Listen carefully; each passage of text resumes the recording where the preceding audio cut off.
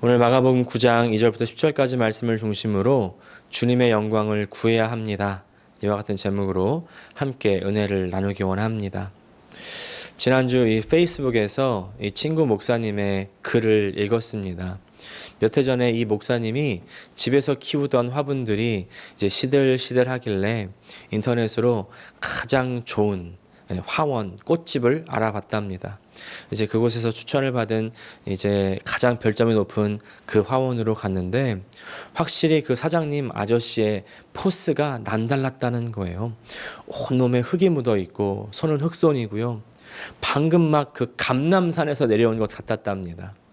그 화원 사장님이 식물에 대한 이야기를 막 하기 시작하는데 사모님이 듣기에 이전에는 한 번도 들어본 적이 없었던 권세 있는 새 교훈 같았다는 거예요. 그래서 사모님 막 속으로 손을 들면서 아멘 아멘 하면서 막 엎드려 경배하듯이 됐답니다. 이 목사님 입담이 참 대단하죠. 목사님이 물었습니다. 사장님, 이 화분이 이 꽃이 살아날까요? 아니면 죽을까요? 사장님이 이렇게 대답했답니다. 겉으로 봐서는 몰라요. 그럼 어떻게 알아요?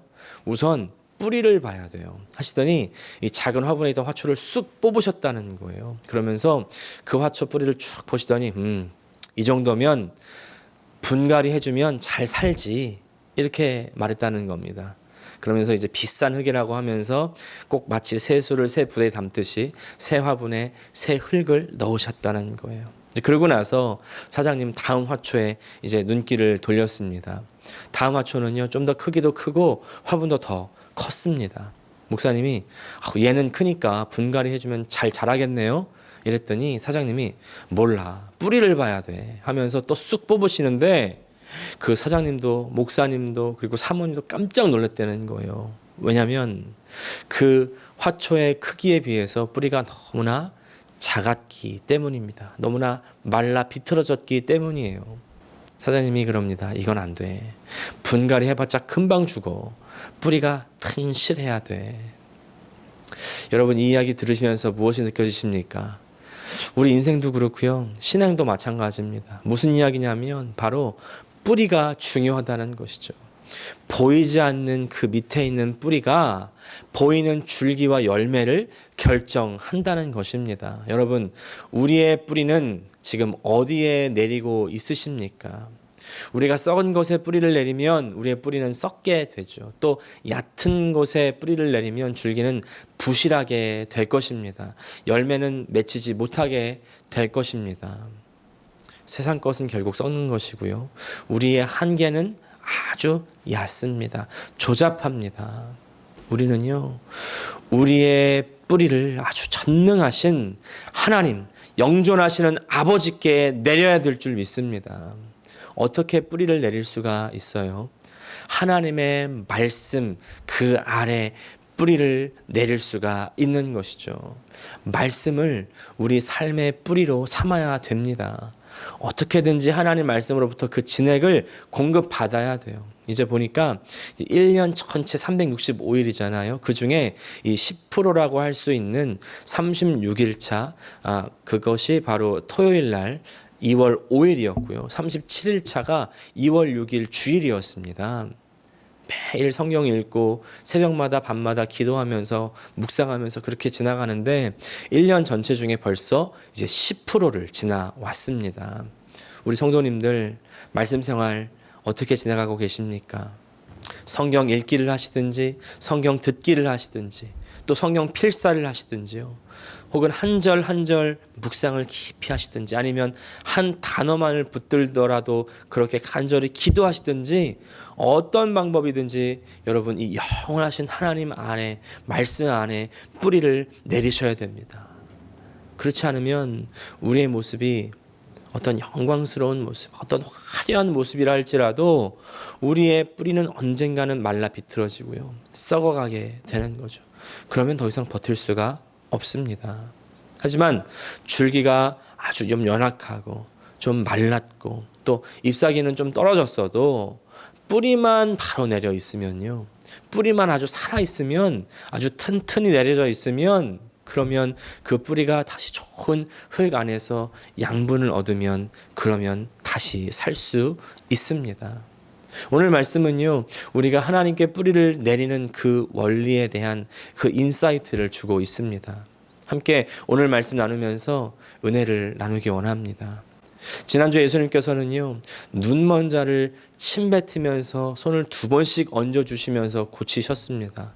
그런 이후에 제자들에게 자신이 그리스도이신 것을 알리고, 그리고 나서 자신이 핍박을 받고 돌아가셔야 될 것을 말씀합니다. 그러니까 베드로는 절대로 그러면 안 된다고 막 멱살을 붙들면서 대들죠. 그런 베드로에게 예수님이 사탄아 물러가라 꾸짖으시면서 우리 신앙인이 진정 나아가야 할 그 길, 바로 십자가를 지고 가야 한다는 것을 말씀하십니다. 그래서 지난주에 참 진리, 바로 신앙인은요, 십자가를 치는 자리까지 가야 한다는 그 참 진리를 볼 때까지 우리는 예수님의 그 만지시고 고치시는 손길이 필요하다고 말씀을 드렸습니다. 근데 오늘은 이제 그 일이 있자마자 예수님께서 제자들을 데리고 산으로 올라가시는 것입니다. 그리고 그곳에서 예수님께서 영광스러운 모습으로 변화하십니다. 그리고 제자들은 그런 영광스러운 모습을 보는 것이죠. 2절 말씀. 그리고 엿새 뒤에 예수께서 베드로와 야고보와 요한만을 데리고 따로 높은 산으로 가셨다. 그런데 그들이 보는 앞에서 그의 모습이 변하였다. 예수님께서는 하나님의 아들, 그리고 하나님 자신이시죠. 가장 높으신 분, 가장 위대하신 분, 찬양을 받기에 합당하신 분, 그리고 가장 영광스러운 분이십니다. 아멘이십니까? 예수님께서는 그 이전에도요, 영광스럽게 변화하실 수 있으셨습니다. 그런데 왜 굳이 지금 이 순간의 영광스러운 모습으로 나타나시는 것일까요? 이 질문의 답에 오늘의 첫 번째 중점이 있습니다. 그것은 바로 고난의 길이 영광의 길이라는 것입니다. 고난의 길이 영광의 길입니다. 이 말을 좀 더 풀어보겠습니다. 지금 예수님께서 제자들 앞에서 자신의 영광을 보여주신 때는요, 십자가를 지고 죽어야 될 것을 설명하시고 난 다음입니다. 제자들은 이제 자신들이 생각하던 그리스도가 정치적인 그리스도, 어떤 권력을 가지고 있는 그런 그리스도가 아니라는 것을 이제 최소한 머리로만큼은 이해를 하고 있을 때입니다. 만약 그 이전에 영광스러움을 나타내셨다면 제자들의 이 그리스도에 대한 생각이 아직 변화되지 않았을 때였을 것이기에 예수님의 생각과는 다른 방향의 꿈을 꾸었겠죠. 예수님과는 다른 자신만의 그림을 그리게 되었을 것입니다. 근데 이제는요, 제자들에게 세상적인 일을 생각하는 것이 사탄이라고까지 그렇게 말씀하신 후이죠. 최소한 제자들은 더 이상 그리스도에 대한 잘못된 관점은 가지지 않을 수 있는 것입니다. 그러나 그것만으로는 부족합니다. 제자들이 생각할 때에, 아니 내가 따르는 우리 스승님 정말 대단한 사람이라고 그렇게 생각해서 여태까지 따라왔는데, 그래서 마지막 때가 이르면 뭔가 나에게 좀 떨어질 것이 있고 생길 것이 있다고 생각을 했는데, 지금 보니까 예수님이 핍박당하고 죽임을 당해야 된다고 말씀하시네. 이거 끝까지 따라가 봐야 별 볼 일 없는 건 아닌가? 마지막에 혹시 개죽음 당하는 것 아닌가? 이거 계속 따라다녀도 괜찮은 건가? 계속 따라가야 되나? 이런 생각 가지지 않았을까요? 근데 바로 이때 예수님께서는 제자들을 데리고 산으로 올라가시는 겁니다. 그리고 영광스러운 모습, 광채와 같이 그렇게 빛나는 모습으로 변화가 되신다는 것이죠. 이 뜻이 무엇일까요? 고난을 받고 핍박을 받아서 죽임을 당해야 할 정도라면 사람의 상식적으로 형편없고 한찮다고 생각할 수 있는데, 하지만 그러나 예수님의 진짜 모습은 형편없는 모습이 아닙니다. 원래 모습은 너무나 영광스럽고 너무나 존귀한 그런 모습이죠. 이 사실은 우리에게 고난의 길을 따라가는 그리스도가 사실은 영광의 그리스도였다는 사실을 알려주는 것입니다. 고난의 길을 가는 그리스도가 사실은 영광의 그리스도다. 그리고 예수님께서는 자신을 따라오는 제자들에게 이런 메시지를 직접 보여주시는 것이죠. 내가 이렇게 죽음의 길을 가듯이 너희도 너의 몫의 십자가를 지고 따라갈 가야 된다. 그 신앙의 길은 고난의 길, 십자가의 길, 죽음의 길이다. 그런데 그 길 끝에는 죽음으로 마무리되는 것이 아니다. 이 길의 끝에는 밝게 빛나는 영광이 기다리고 있는 것이다. 사랑하는 여러분, 우리 신앙의 결말은요, 바로 이 영광입니다. 그리고 세상의 그 어떤 것도 이 영광을 가릴 수 없습니다. 죽음의 힘도 이 영광을 함몰시킬 수가 없습니다. 우리가 십자가의 죽음만 생각한다면요, 이 길 못 갑니다. 그러나 그때 예수님께서는 주님의 영광을 보여주시는 거예요. 주님의 영광, 할렐루야. 구약시대 때요, 주님의 영광을 구했던 사람이 있습니다. 바로 모세입니다. 출애굽기 33장 18절 말씀, 그때 모세가 저에게 주님의 영광을 보여주십시오 하고 간청하였다. 이때 모세가 주님의 영광을 구한 배경이 참 중요한데요. 출애굽기 19장을 보면 이집트를 탈출한 이스라엘 백성들이 시내산에 도착을 했습니다. 그리고 하나님께서는 모세 혼자 시내산으로 올라오라고 명하세요. 모세가 올라갑니다. 거기서 십계명을 비롯해서 하나님의 율법을 다 말씀해 주시죠. 그리고 이제 잠깐 내려왔다가 다시 올라와서 그곳에서 40일간을 머물게 됩니다. 그리고 이제 25장부터는 31장까지 어떻게 하나님의 임재가 머물 성막을 지어야 되는지, 또 그 성막 안에 놓을 그 기구들을 어떻게 만들어야 되는지, 제사장이 입을 옷인 에봇은 어떻게 만들어야 되는지, 그리고 또 제사장은 그 모든 기구를 가지고 어떻게 죄를 사할 수 있는 제사를 드려야 하는지를 가르쳐 주시는 거예요. 그리고 나서 십계명을 손수 돌에다 써주시죠. 그런데 32장 보면 산 위에서의 그 은혜로운 모습과는 아주 정반대의 일이 지금 산 밑에서 일어나고 있는 겁니다. 이스라엘 백성들이 금송아지를 갖다 놓고는 그게 우리를 인도한 신이라고 경배하고 있습니다. 거기다가 모세의 형인 아론이 같이 작당을 하고 앉아 있는 겁니다. 하나님께서는 속에 막 불이 나기 시작하시는 거죠. 내가 이것들을 끝장내버려야 되겠다. 다 없애버려야 되겠다. 그랬더니 모세가 하나님 참아주세요. 주님의 그 이스라엘의 선조들과 했었던 그 약속을 기억해 주세요. 용서해 주세요. 이스라엘을 끝장내시려거든 제가 대신 죽겠습니다. 대신 저 사람들은 좀 살려주세요. 막 이렇게 기도하니까 하나님께서 마음을 돌리시죠. 용서하십니다. 그리고 나서 모세에게 이렇게 말씀하시는 거예요. 너는 이제 산을 내려가서 이 이스라엘 백성들을 인도해라. 내려가서 하나님의 말씀과 마음을 전하니까 이스라엘 백성들이 슬퍼하고 회개하고 장막 가운데로 쫙 모였다고 그랬습니다. 거기에 임재의 상징이었던 구름이 가득합니다. 근데 이때 모세는요, 더욱 확실한 주님의 영광을 구하는 겁니다. 하지만 하나님께서 이렇게 말씀하세요. 내 얼굴을 보는 자는 죽는다. 아무도 나의 영광을 감당할 수가 없다. 하지만 내가 특별히 너는 내 등만은 좀 보여주겠다. 근데 그렇게 해서 이제 모세를 바위 뒤에 숨기시고 하나님께서 지나가시고 모세는 하나님의 그 영광에 아주 그 조그만한 그 끄트머림을 보게 되는 것이죠. 그렇게라도 하나님의 그 영광 근처에 갔었던 모세에게 하나님의 영광이 반사가 됐습니다. 하나님의 영광이 모세를 통해서 나타나는 거예요. 그래서 모세를 통해서 하나님의 영광을 이스라엘 백성들이 보고 두려워합니다.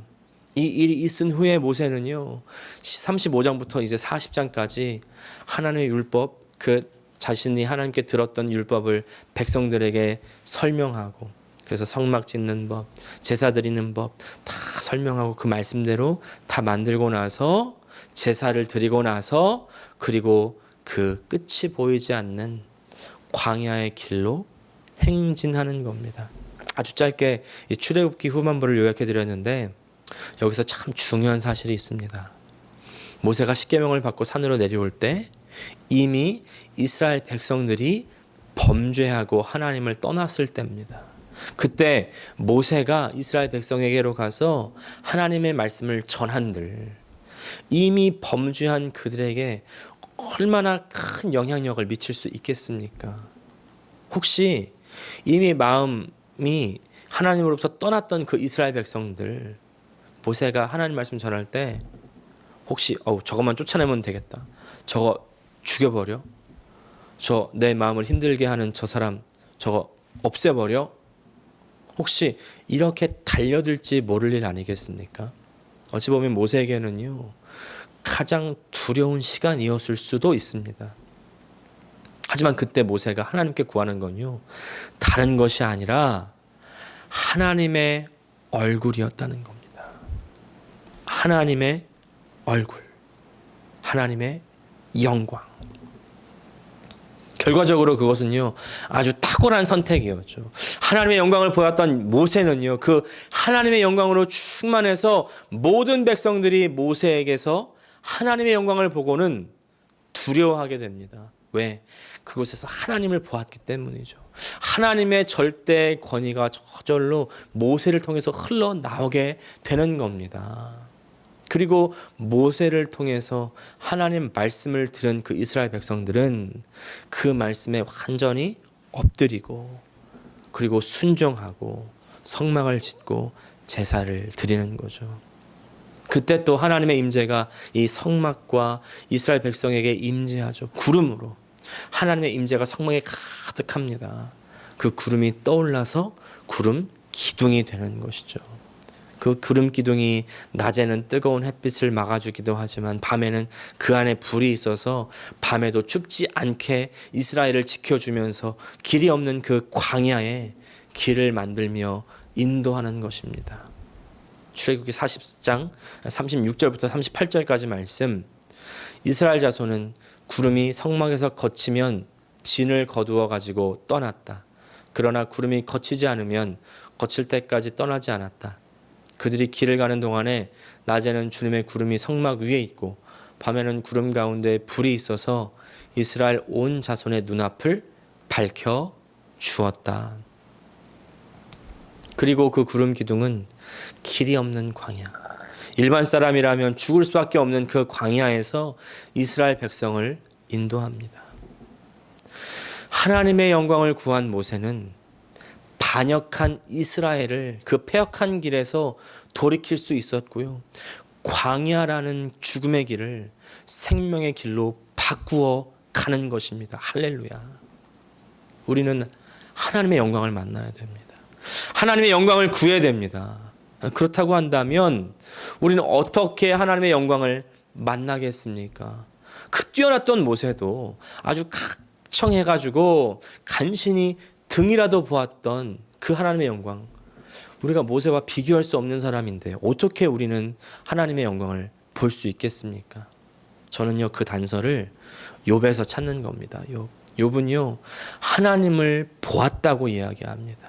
최근에 우리가 욥을 자주 살펴보게 되는데 오늘도 또 한번 보겠습니다. 욥은요 우리가 잘 알듯이 고난의 대명사 아닙니까? 하나님을 잘 섬긴 죄밖에는 없는 것 같은데 재산 다 잃어버리고 아들 딸 다 잃고 아내도 떠나고 그리고 몹쓸 병까지 걸렸습니다. 그런데다가 친구들이라고는 와가지고 이런 말 저런 말들을 막 해대는 것이죠. 네가 죄가 많아서 그래, 말씀대로 안 살아서 그래, 하나님 앞에 네가 범죄했으니까 말 좀 잘 듣고 살질 그랬니, 그런 이런 말 저런 말 하는 사람들 다 욥의 친구들 같은 사람들. 우리 이런 사람들이요 나중에 다 하나님께 책망을 받습니다. 하나님께서 욥의 친구들에게 얘기하시죠. 욥에게 용서를 빌라고 하시고요. 그래야 욥의 용서를 받아야 내가 너의 기도를 들어주겠다. 이렇게까지 말씀하시는 겁니다.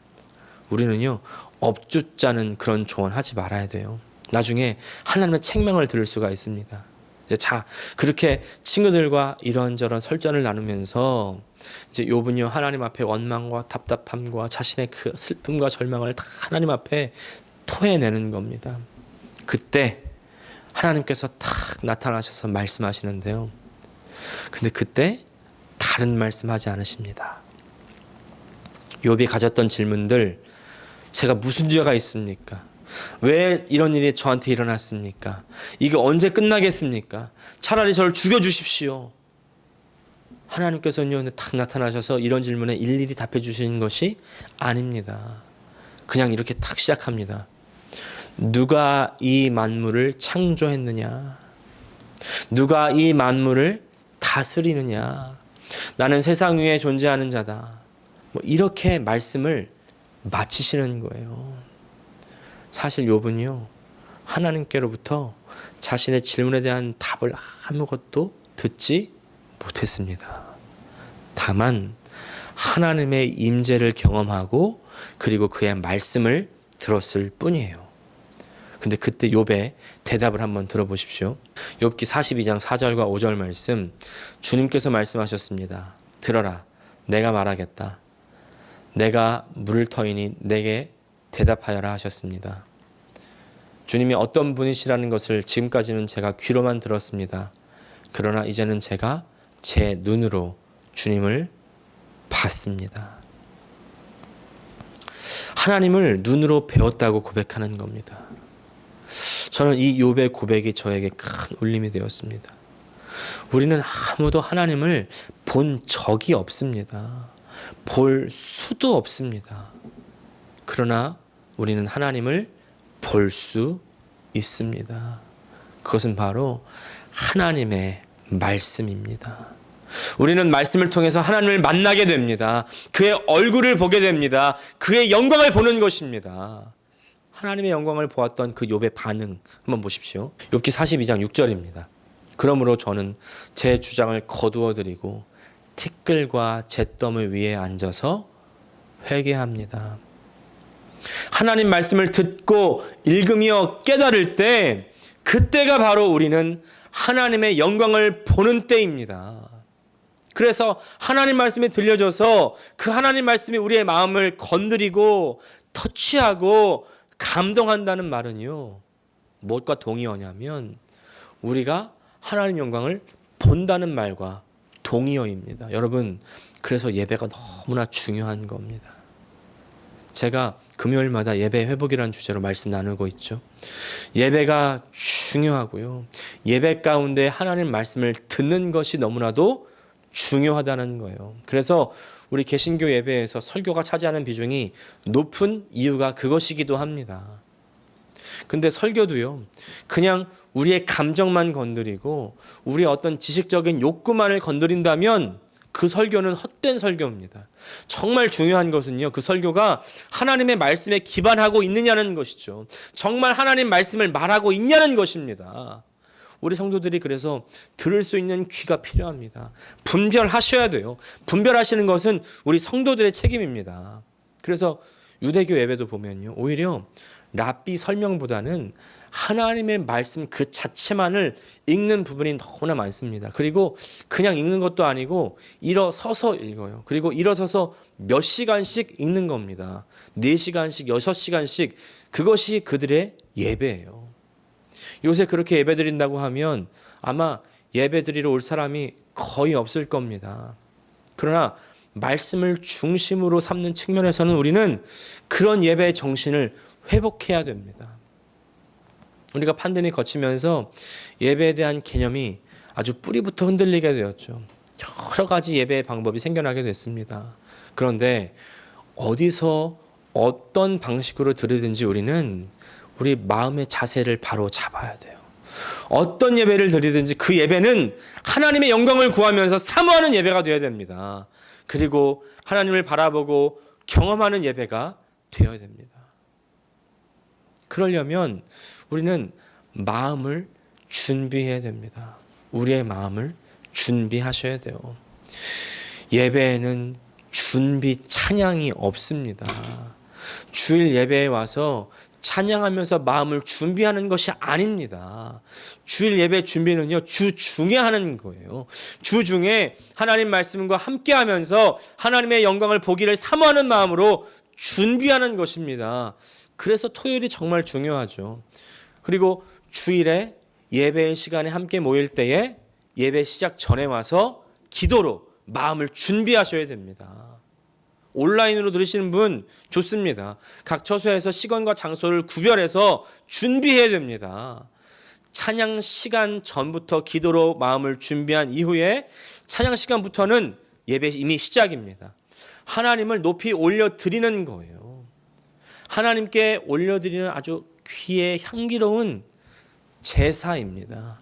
그렇게 준비하지 않고요, 우리의 마음을 사모함으로 예비하지 않으면 우리 예배 때 하나님 영광 보고도요, 베드로처럼 딴소리 할 수가 있습니다. 오늘 본문 6절 말씀 보니까 베드로는 무슨 말을 해야 좋을지 몰라서 이런 말을 했던 것이다.